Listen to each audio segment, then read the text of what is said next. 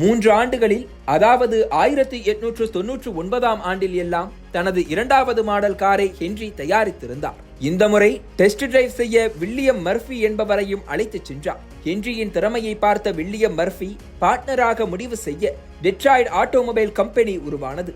அதில் இன்னும் சில முதலீட்டாளர்கள் பணத்தை கொட்டினர். ஆனால் கார் மட்டும் உருவான பாடில்லை. காருக்கு தேவையான பாகங்கள் எல்லாம் பல இடங்களில் தயாரிக்கப்பட்டு வந்ததால் எங்காவது ஏதாவது ஒரு தாமதம் என்றால் அது கார் தயாரிப்பை நேரடியாக பாதித்தது. பொறுமை இழந்த முதலீட்டாளர்கள் ஹென்றி ஃபோர்டை கம்பெனியை விட்டே நீக்கினர். விட்டால் போதும் என ஓடி வந்த ஹென்றி அப்போது அமெரிக்காவில் பிரபலமாக இருந்த ரேஸ் கார்களை உருவாக்க ஆர்வம் காட்டினார். ஆனால் டெட்ராய்ட் ஆட்டோமொபைல் அவரை துரத்திவிட்ட சம்பவம் ஊர் முழுக்க பரவி வேலை கிடைக்க விடாமல் முட்டுக்கட்டை போட்டது.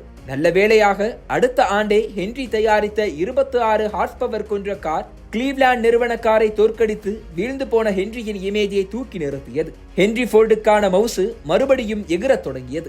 அவரை நம்பி பணத்தை கொட்ட பலர் தயாராக இருந்தனர். அந்த பணத்தை வைத்து ஹென்றி தொடங்கிய நிறுவனம்தான் ஃபோர்ட் மோட்டார் கம்பெனி.